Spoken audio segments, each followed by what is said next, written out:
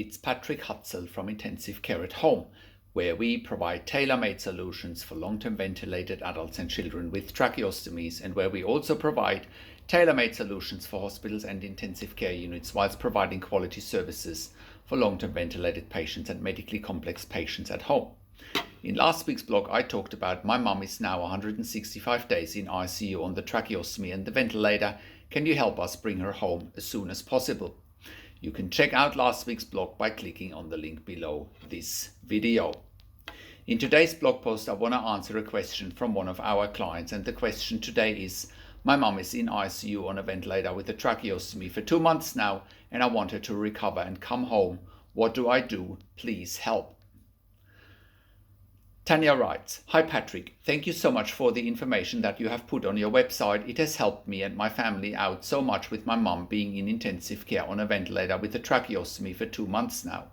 They wanted to help her wean off the ventilator, but I just feel helpless since they only allow 3 visits per week, and that just isn't right.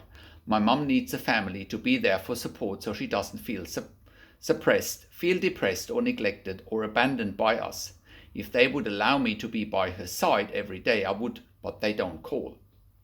And I asked to speak with a doctor so they can check her throat for any damage from the tube from the ventilator she had before the tracheostomy, and the doctors and the nurses are not returning my calls. It's been a week now. I called and they take forever to get a nurse on the phone, and even then to answer the nurse's station takes a long time. I feel that they're not doing too much. They should be working with her every day to help her get off the ventilator and breathe on her own. I asked them when will she get the therapy to get her off the ventilator, and the nurse said on Monday that it will be on Saturday, and that's what they promised me. But on those days she ain't getting the therapy. Every day is critical. The more time she will be on a ventilator, the less likely it is she will get off the ventilator.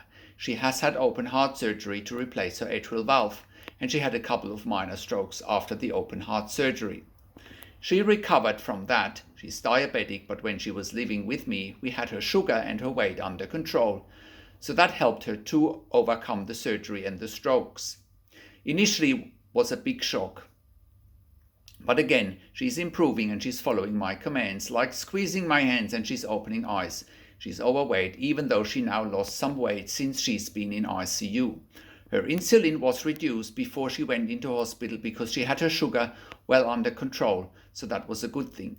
But then her kidneys weren't working well, but for many weeks now of antibiotics it got better. She recuperated from that as well, and then she ended up with sepsis in ICU after she had open heart surgery. She got better from that as well when she was on antibiotics for almost 6 weeks. But it's now been over 2 months since she's in ICU. Then her lungs had fluids, and they did a bronchoscopy.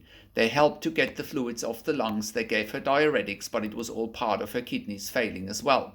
Then after she couldn't come off the ventilator when she had fluids in the lungs, after the open heart surgery, she ended up with a tracheostomy, and here we are 2 months later, we're still not getting off the ventilator. It feels like everything is on hold for now. And I feel like my mum is really trying not to give up, but the doctors and the nurses are not really trying hard enough to get her off the ventilator, and that keeps my mum's recovery on hold and in danger.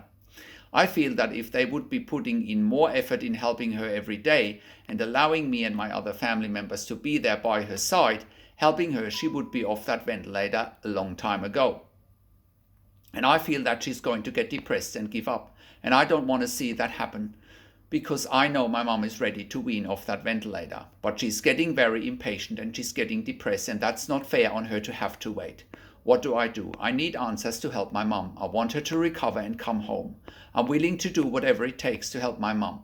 Please help me and tell me, what do I need to do next? Thank you for all your time and your knowledge. You have already given me enough information on your websites to know that being stuck in ICU is not the best option, and that going home is probably the right thing to do. Thank you so much. You have been a big help in guiding me through this. We can't stop here.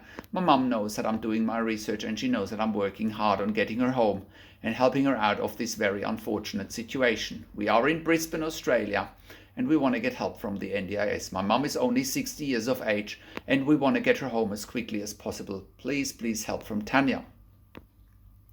Hi Tanya. Thank you for writing in, and thank you, Tanya, for sharing your mum's situation. Unfortunately, this is a very common situation when patients are in ICU, long-term ventilated. They can't come off the ventilator and after they had open heart surgery with complications. You are saying your mom is diabetic, her kidneys have been failing, she's had sepsis, she had a failing atrial valve. So unfortunately, these situations do happen, and now she's stuck in ICU. She's depressed, she's showing all the signs and symptoms of someone that is a long-term patient in ICU. And what you are describing here, I'm not surprised by either. That intensive care team might not be giving their best efforts to your mom, because any long-term patient in ICU can be seen as a burden. And that could be one of the reasons why the ICU team might have given up on your mom, which is a real shame. But in any case, let's look at the next practical steps to help your mom and get her home. So the next step is to get NDIS funding for your mom and then get her home with 24-hour intensive home care nursing and continue what you're doing in hospital at home. That is the next step. It'll also help you with your mom's depression. Your mom shouldn't give up, and neither should you, of course. Another thing you can do is you can also have a look at our sister website, intensivecarehotline.com, where we also provide consulting and advocacy for families in intensive care. I do believe you need both, given that your mother is in such a difficult situation. You need an outside expert.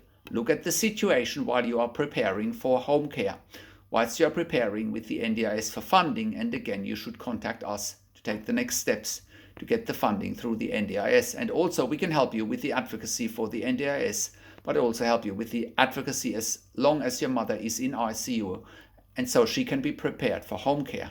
Thank you so much.